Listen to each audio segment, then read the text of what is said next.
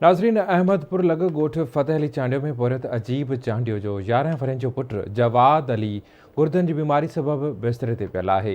पहुरियत वॾे वज़ीर DC खैरपुर तोड़े तक जे चूंडियल नुमाइंदनि समेत सरहदी वारनि खां पुट जो सरकारी ख़र्च ते इलाज कराइण जी अपील कई आहे।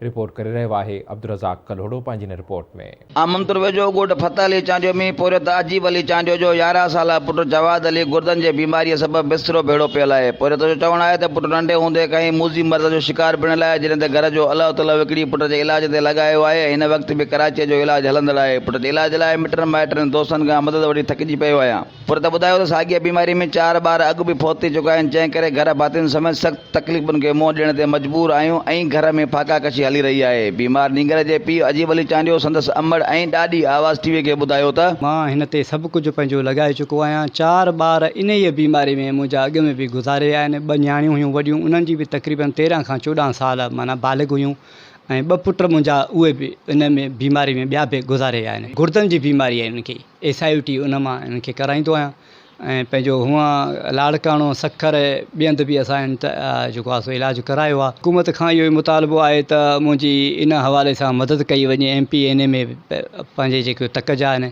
या वज़ीर आला साहब आहे, इन हवाले सां उन्हनि खां अपील आहे त असांजी जेको आहे सो ग़रीबनि जी मदद कई वञे ताकी असां इन ॿार जी जेको आहे सो मां इलाजु कराए हिन ॿार जी जेको आहे सो ज़िंदगी बचाए सघां।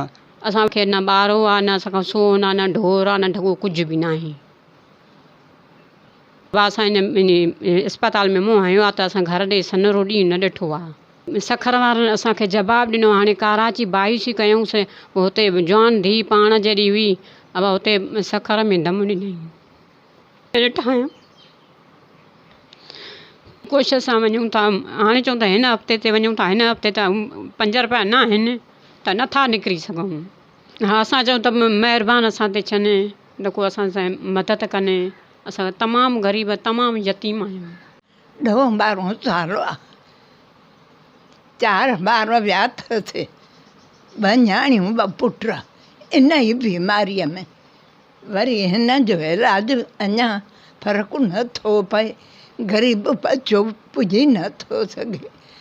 ग़रीब बच्चो आहे, नथो वीचारो पुॼी सघे, पोइ छा करे। चऊंसि था पुट खणी वञ, अम्मा मां खणी त वञा, दुनिया हले त मां वञा न, मां छा कयां। अॼु मुल्क में अबा हूंदा लॻे पिया, कोई कईं के नथो ॾिए, पर वरी बि छा बसनि।